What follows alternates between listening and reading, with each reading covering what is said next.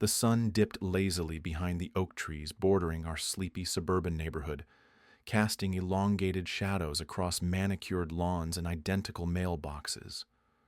The air was thick with the scent of fresh-cut grass and the faint, lingering aroma of evening barbecues. It was a scene of serene normalcy, disrupted only by the faint rumblings of dissent that had begun to ripple through the community. Karen, the self-appointed queen of the Homeowners Association, had once again stirred the pot. She was a force to be reckoned with, wielding her clipboard like a sword, and her HOA bylaws like a shield, her latest crusade banning dogs from the community park.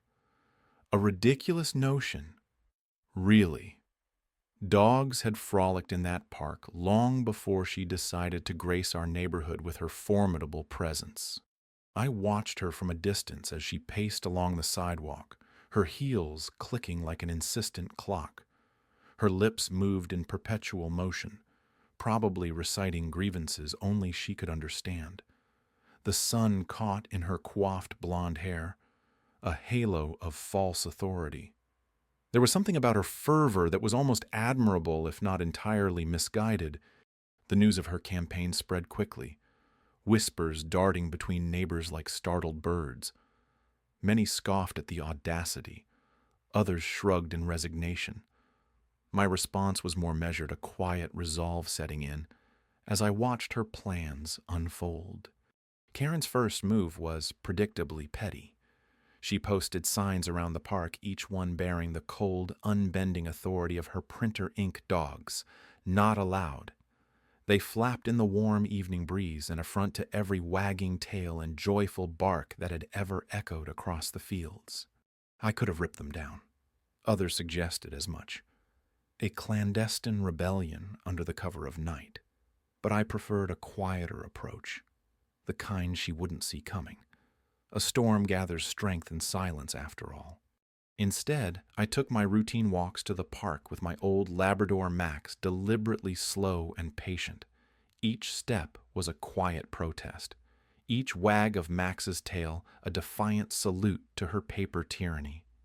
The signs stood rigidly in place, but their power waned.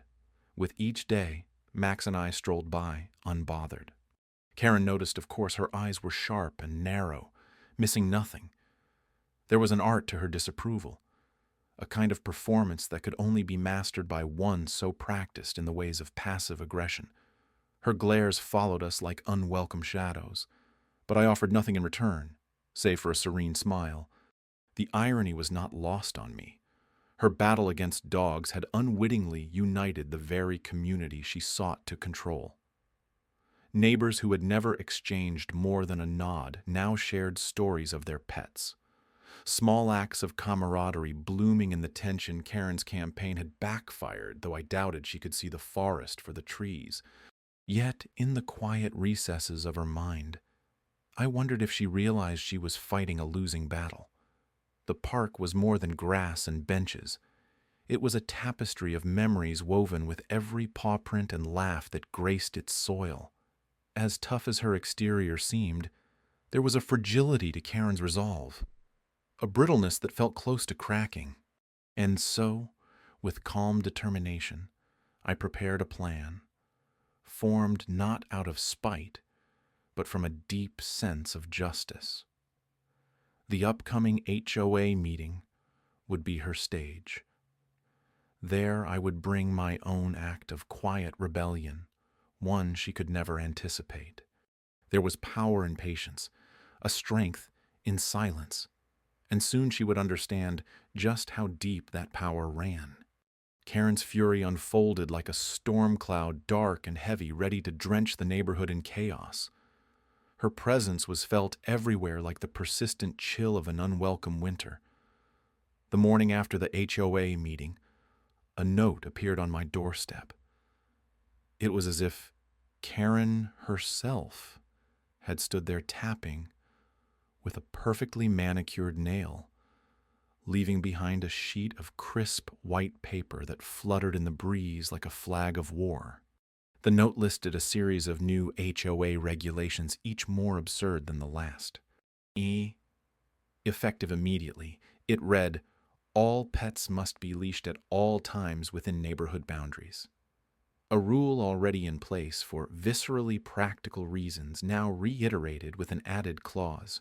Only leashes no longer than 6 feet are permitted. Karen had taken a step further, attempting to shackle our lives with the kind of precision only she found necessary. The list continued a litany of restrictions and penalties as if each line was a blow from a gavel sealing our fate under her iron rule. The penalties for noncompliance were harsh, the kind that left a bitter taste of injustice, fines that loomed over us like an impending disaster, the specter of financial strain casting long shadows over our sunny neighborhood. Rumors began to swirl around like autumn leaves caught in an aimless wind. Karen's whispers took root in the minds of the unsuspecting, growing into a full-fledged narrative of disorder she seemed bent on quelling. "Did you hear about the K-9 unit?" They'd murmur, eyes wide, with a mix of curiosity and fear, as if speaking of something otherworldly. The story, like all good tales, twisted with each telling evolving into myth. In Karen's version, I was the villain, a rogue dog owner, able to summon a pack of trained beasts at will. In the quiet solitude of my living room, I pondered this. Her strategy was clear. A campaign of intimidation wrapped in the guise of maintaining order. Her obsession with control was all-consuming, bubbling just beneath her polished surface. I couldn't help but feel a mixture of amusement and incredulity at how the mundane turned epic under her watchful eye. The neighborhood began to bear the signs of her reign. People walked their dogs with wary glances as if the mere presence of a tail might summon Karen's wrath. Conversations at the park turned cautious. Each word weighed like a potential piece of evidence. The once vibrant, laughter-filled space now carried an air of tension, like a wound-up spring, ready to snap. But beneath the surface, resistance brewed, a quiet defiance like the steady drumbeat of a distant storm. I felt it in the knowing nods from neighbors, the shared glances that spoke louder than words. We were not as alone as Karen believed. Her attempts to isolate and control only served to unite us, binding us together under the banner of quiet rebellion. As I reflected on the course ahead, a single powerful truth emerged. Karen's world was one of order and rigidity, but ours was one of resilience. We were stronger than she imagined, and it was time to show her the strength that lay not in loud confrontation, but in quiet, unyielding resolve. The dim, flickering bulbs in the community center cast a halo of tension over the meeting room.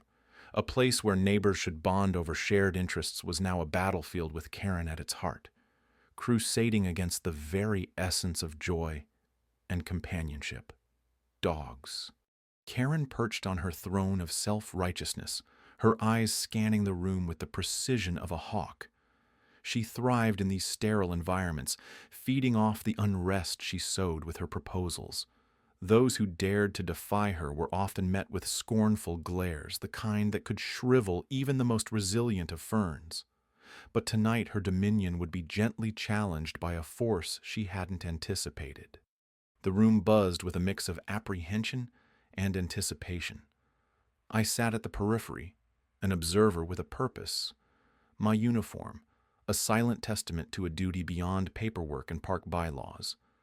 My canine partner Max lay obediently at my feet, his presence both a comfort and a statement.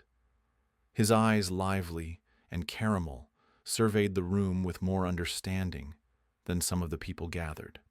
Karen's voice cut through the room, sharp and unwavering. She spoke of order, of cleanliness, of the park's potential transformation into a pristine sanctuary, devoid of the chaos that dogs, in her view, inevitably brought.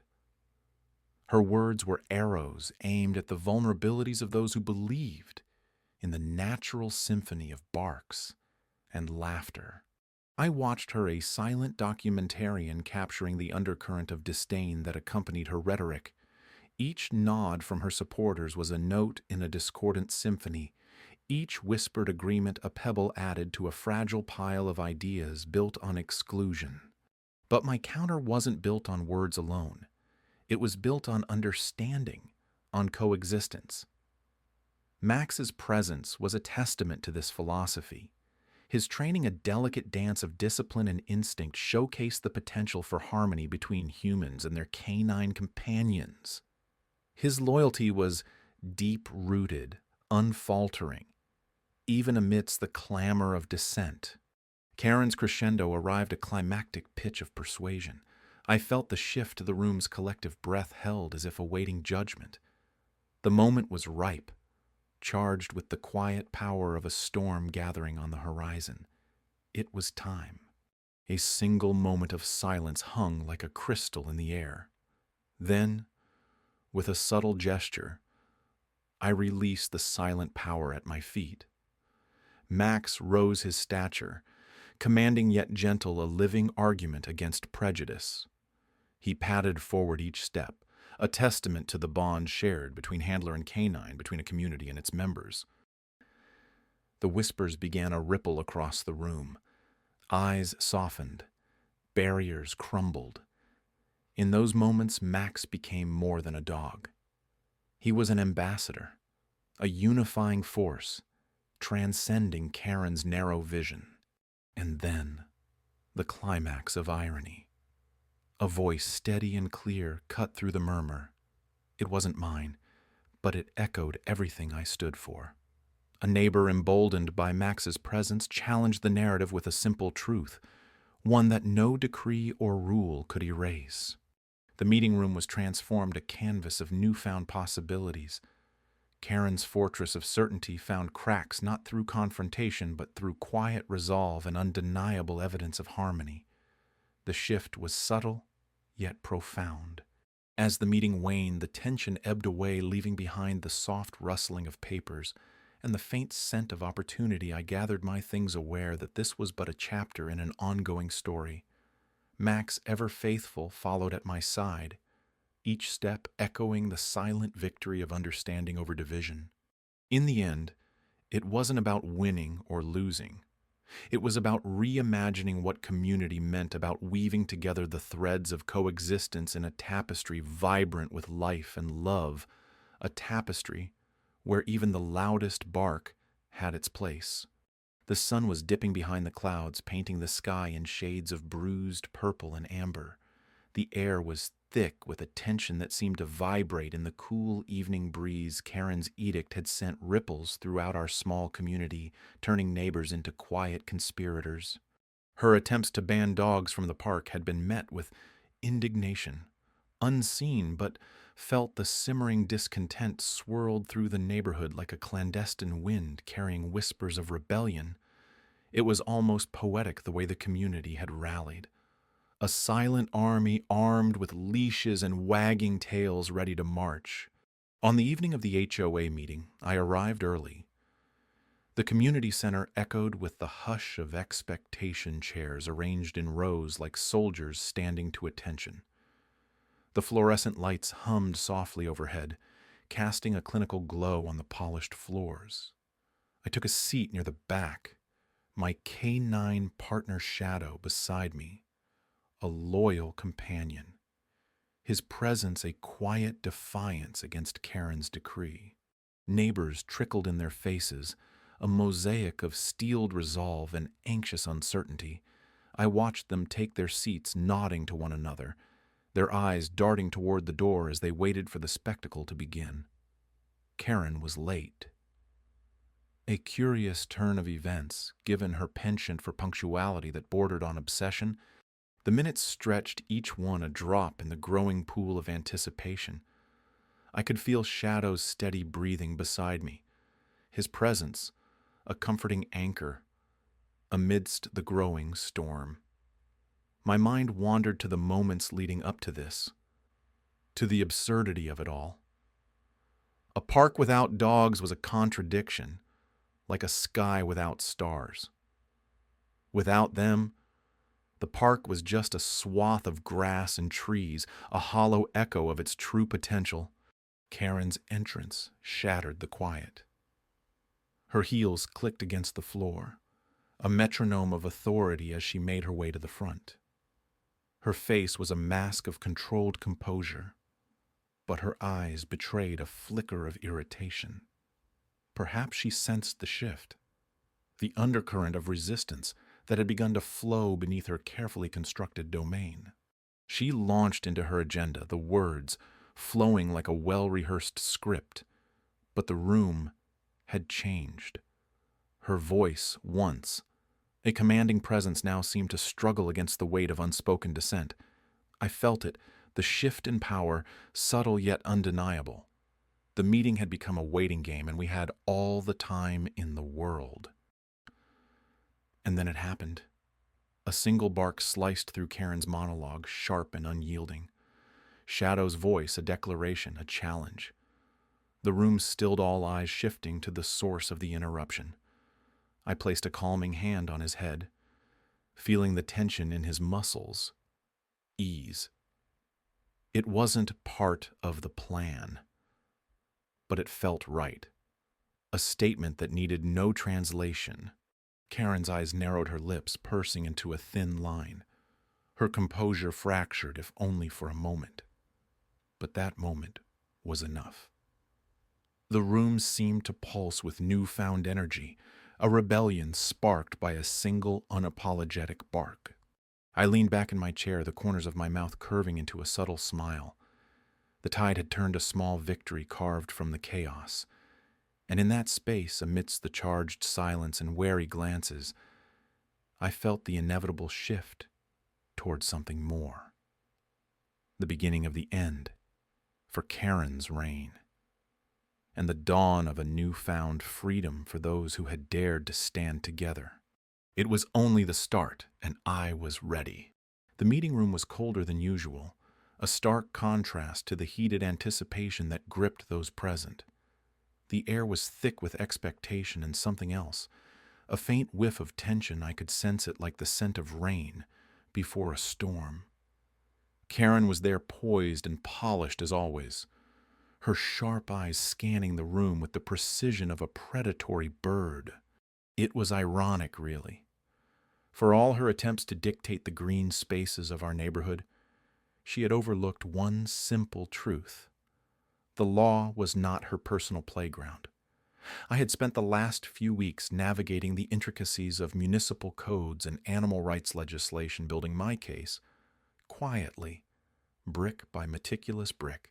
I had even met with a lawyer, a meticulous woman with a mind like a steel trap. She had helped me craft a plan not of retaliation, but of redemption for every dog owner wronged and every four-legged friend denied their frolic. As the meeting commenced, I felt a sense of calm wash over me. Not the calm of still waters, but the calm of the eye of the storm. I was ready. Karen, as expected, launched into her usual diatribe. Her voice a well-rehearsed symphony of concern and authority. She painted pictures of chaos and destruction, a dystopian future where dogs ran amok and parks fell to ruin. Yet beneath her words, there was something else.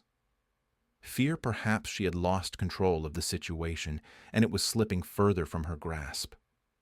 With each breath I could see it in the way her hands clutched the edges of the podium, white-knuckled and tense. When my turn came, I stood slowly, deliberately. The room's attention shifted, a collective inhale as they waited to see what would unfold. I laid out the facts one by one like a carefully ordered deck of cards.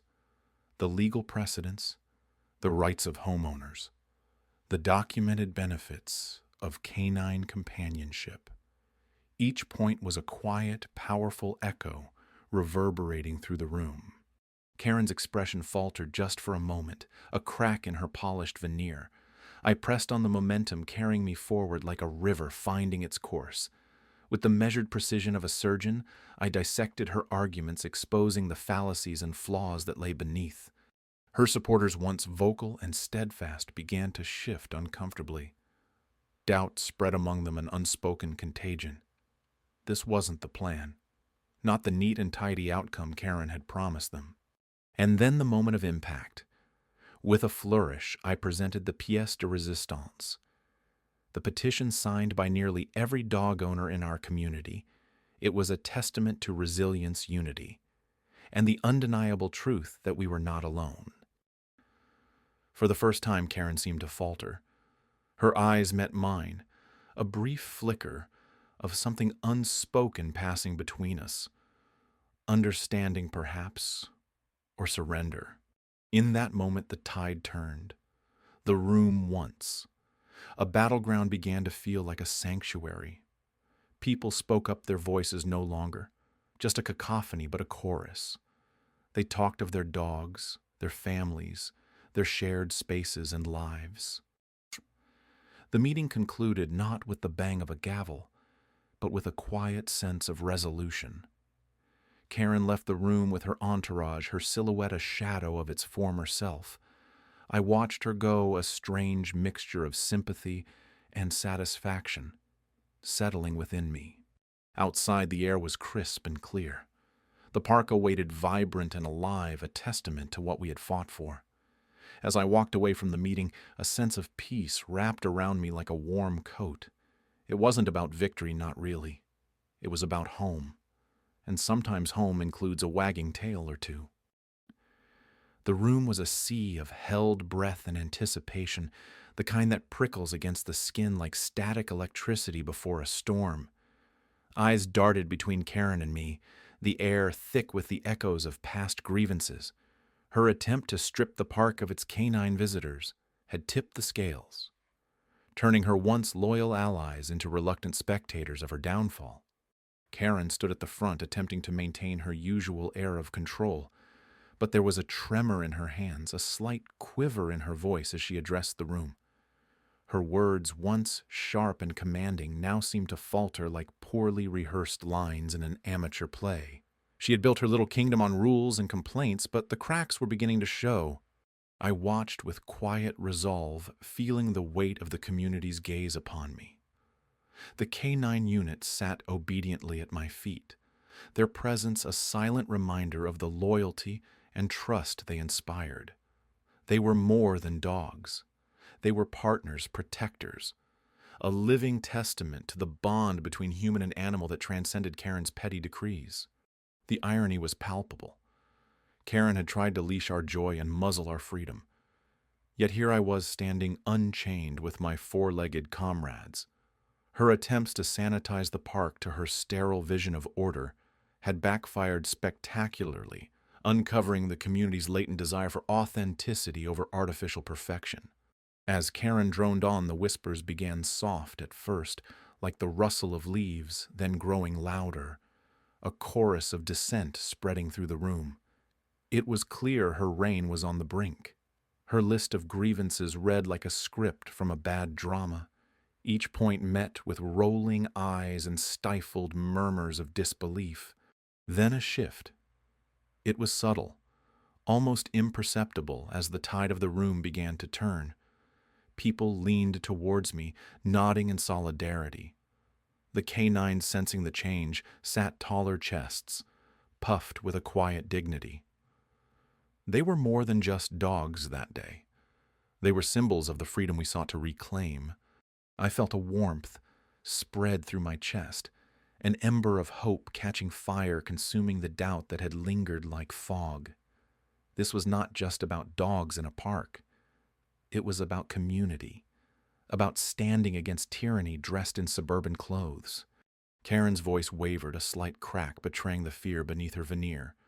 Her eyes flicked over the room, searching for allies, but finding only the inevitable realization that her time was over.